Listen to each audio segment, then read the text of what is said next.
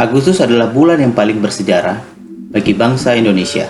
Gak ada salahnya, kali ini kita ulas sejarah negara Indonesia di momen perayaan kemerdekaan dari zaman prasejarah hingga zaman pasca reformasi, yang akan diulas secara simpel, menarik, dan edukatif.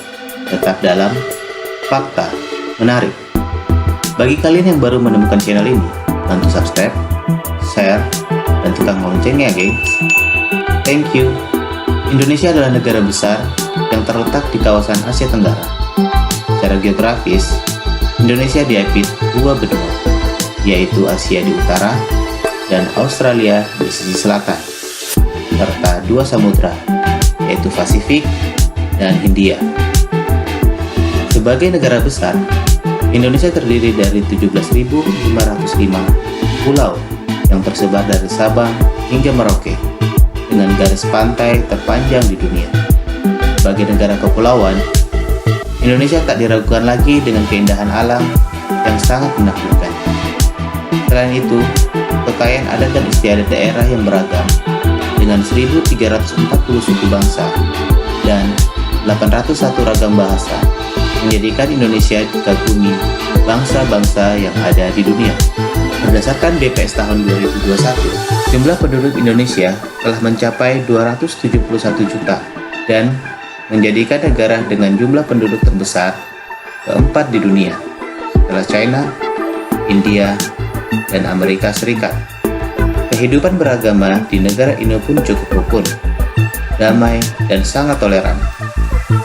Ada 6 agama resmi yang diakui oleh negara ini, yaitu 1.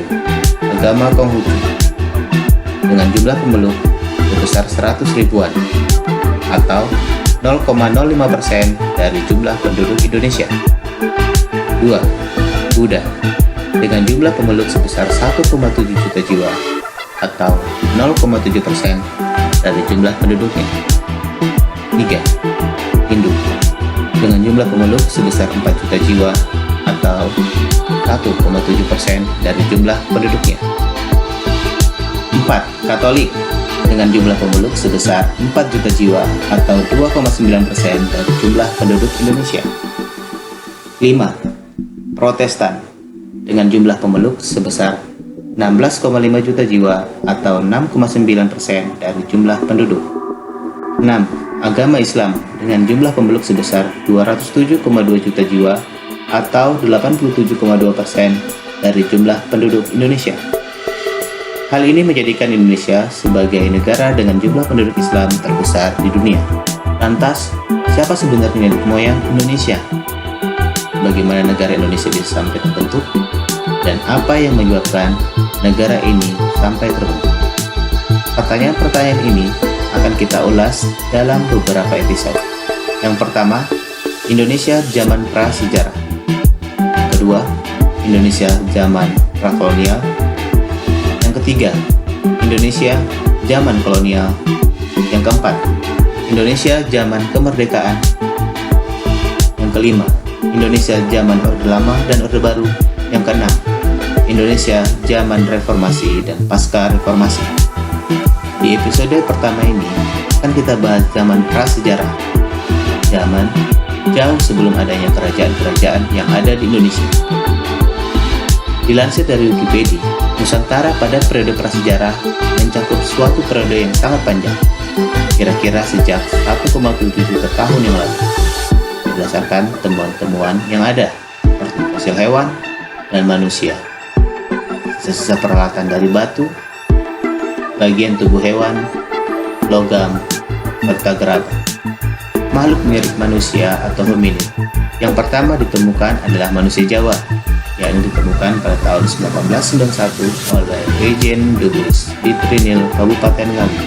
Antara tahun 1931 sampai 1934, G.H.R. von Koenigswald beserta timnya menemukan serangkaian fosil hominin di lembah Bengawan Solo, dekat dengan Ngandong. Para ahli paleontologi sekarang kebanyakan berpendapat bahwa semua fosil temuan dari Jawa adalah Homo erectus dan merupakan bentuk yang primitif. Berdasarkan pengukuran radiometri terhadap mineral vulkanik, pada lapisan penemuan diduga usianya lebih tua, yaitu 1,7 juta hingga 1,5 juta tahun. Periode prasejarah sekitar tahun 1970, seorang ahli sejarah, R.P. Suroso, menggunakan pendekatan sosial ekonomis untuk membagi periodisasi zaman prasejarah di Indonesia. Dengan pendekatan baru ini, maka zaman praaksara Indonesia dibagi menjadi 3 zaman, yaitu 1. Zaman berburu dan mengumpulkan makanan. Sebelum hidup seperti sekarang, manusia bertahan dengan cara berburu atau hunting yang mengumpulkan makanan atau food gathering yang berlangsung dari tahun 600.000 hingga 2 juta tahun yang lalu. Pada masa berburu dan mengumpulkan makanan, manusia hidup secara nomaden atau berpindah-pindah tempat. Ini karena mereka sangat mengandalkan lingkungan untuk mencari makanan. Jika tempat yang mereka tinggali sudah kehabisan makanan, maka mereka akan pindah ke tempat lain. Sekitar 90% waktu dihabiskan untuk mencari makanan. Manusia tinggal dalam kelompok kecil, sekitar 10 hingga 15 orang. Untuk menghindari diri dari panas, hujan, dan bahaya, manusia tinggal dalam gua atau membentuk sarang di atas pohon. Di era modern, ditemukan beberapa lukisan di dalam gua yang merupakan hasil karya manusia purba. Mereka menggambar dirinya, aktivitasnya, dan buruannya. Yang kedua, zaman pertanian atau bercocok tanam. Zaman Mesolitikum adalah masa bercocok tanam yang merupakan kelanjutan dari masa sebelumnya, yaitu masa berburu dan meramu. Masa bercocok tanam adalah masa setelah masa berburu dan mengumpulkan makanan. Masa ini dimulai sekitar 10.000 tahun yang lalu, setelah masa kehidupan berburu dan mengumpulkan makanan. Pada masa ini, manusia mulai berusaha untuk memelihara hewan-hewan yang dikategorikan jinak yang dapat dikembangbiakan seperti unggas. Pada zaman ini, kehidupan manusia prasejarah sudah beralih dari berburu dan mengumpulkan makanan atau hunting and food gathering, secara hidup menghasilkan makanan atau food producing. Adanya kemampuan menghasilkan makanan menunjukkan bahwa manusia purba sudah menetap secara permanen. Pada umumnya, bentuk-bentuk tempat tinggal atau rumah dari masa bercocok tanam berupa rumah-rumah kecil, bundar, dan atapnya melekat pada tanah. Pada saat itu, bentuk-bentuk rumah peninggalan zaman prasejarah tersebut dapat dijumpai di Pulau Timur dan Kalimantan Barat. 3. Zaman Perundagian atau logam. Kata perundagian diambil dari kata dasar undagi, yang artinya seseorang yang memiliki keterampilan jenis usaha tertentu, seperti pembuatan gerabah, perhiasan kayu, batu, dan logam. Masa Perundagian adalah periode akhir prasejarah atau lazim disebut dengan zaman logam. Manusia pendukung itu adalah bangsa Deutero Melayu yang masuk ke Indonesia sekitar tahun 500 sebelum Masehi. Selain itu, hal-hal baru mulai ditemukan masyarakatnya. Yang terpenting diantaranya adalah peleburan biji logam dan pembuatan benda-benda dari logam.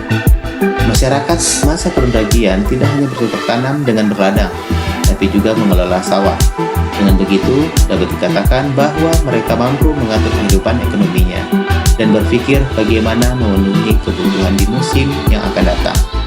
Hasil panen pertanian biasanya disimpan untuk masa kering dan diperdagangkan. Mereka juga melakukan perdagangan dengan jangkauan lebih luas, bahkan antar pulau, sehingga perahu bercadik memainkan peran penting pada periode ini.